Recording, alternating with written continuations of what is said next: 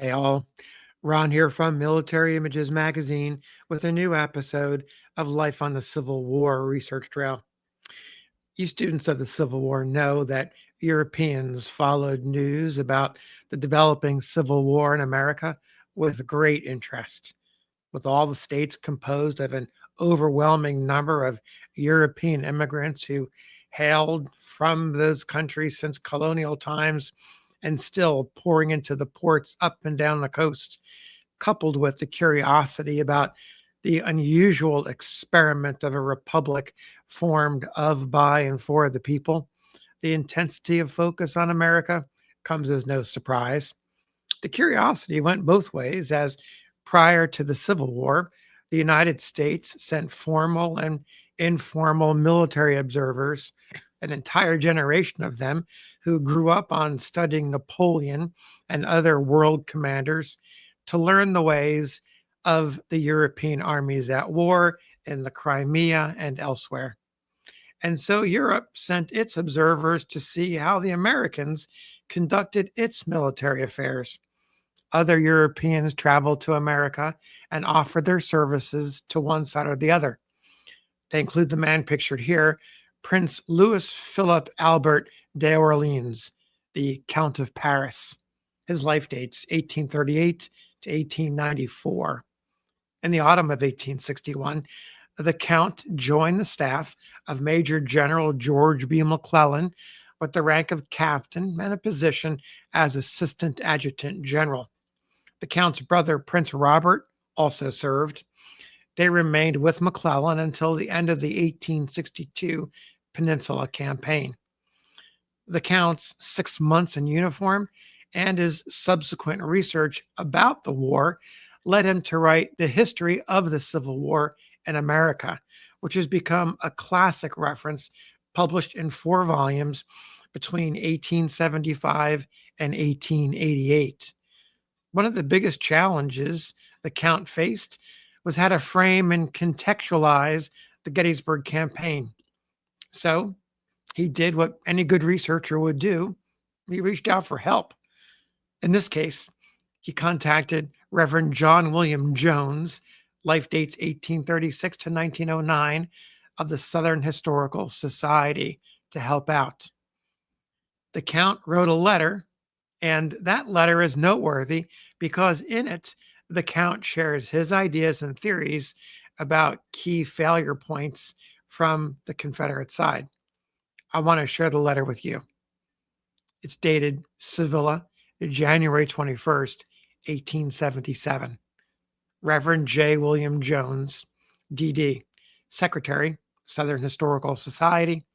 Dear Sir, I am writing the account of the Battle of Gettysburg and consider the chapter as the most important, the most difficult to write of the whole work which I have undertaken.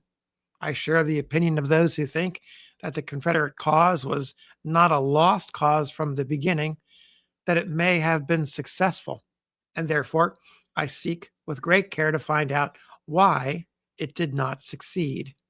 The Battle of Gettysburg, coupled with the surrender of Vicksburg and Port Hudson, is, in that respect, the turning point of the war. The Army of Northern Virginia, when it invaded the northern states, was more powerful than it had ever been before. The issue of the invasion was disastrous for the Confederate cause. This is a mere fact which neither a Southerner nor a Northerner can dispute. Therefore, I must show the causes of this disaster without any disparagement for the Army or its leader, just as I pointed out the causes of the ill successes of McClellan and Burnside, and shall do the same for Hooker. At present, as far as my studies of this period go, my opinion on the question is this: the mistakes which brought upon the Confederate arms the repulse at Gettysburg with its fatal consequences were the following. Now, here the Count goes on to share 5 points. First, it was a mistake to invade the northern states at all because it stirred up their military spirit.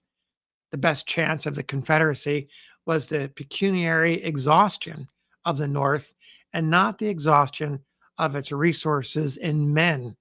The invasion was the death blow to what has been called the Copperhead Party. It called under arms thousands of men who would have never enrolled otherwise and who became experienced soldiers in 64. And moreover, it diminished for 1 or 2 years the resisting powers of the Confederate Army. Second, if the invasion was to be undertaken, only raiding parties should have been sent until the Army of the Potomac should have been defeated. It was a great mistake to bring her on Northern soil, where they fought 10 times better than in Virginia. A real invasion, viz., the establishment of the Confederate Army in Pennsylvania, with its communications well secured, was an impossibility as long as the Federal Army was not crushed. The proof is that as soon as the latter began to move, Lee, who had undertaken nothing but a raid on a too large scale, found himself so much endangered that he was obliged to fight an offensive battle on the ground where Meade chose to wait for him. He ought to have maneuvered in Virginia so as to bring on a battle before crossing the Potomac. Third, the way in which the fights of the 2nd of July were directed does not show the same coordination which ensured the success of the Southern arms at Gaines' Mill and Chancellorsville. Gaines' Mill, of course, being part of the Peninsula Campaign. The Count continues his fourth point. I do not understand why Lee, having gained some success on the 2nd, but found the Federal position very strong, did not attempt to turn it by the South, which was its weak place, by extending his right so as to endanger Meade's communications with Washington. Fifth, the heroic but foolish attack of Pickett on the 3rd should never have been attempted. Longstreet seems to think that it was imposed upon him against his will by General Lee.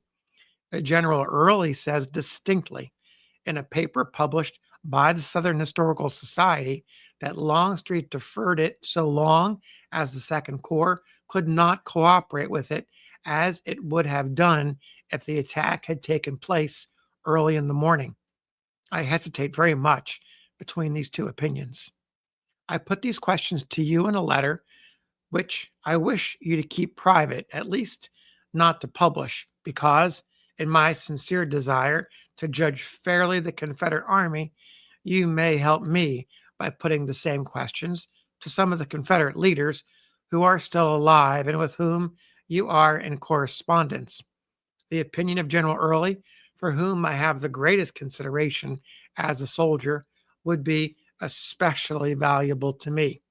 Of course, I do not pledge myself to accept wholly anyone's opinion, but it would be of the greatest importance for me to know what Confederate officers think now of their causes of their repulse at Gettysburg.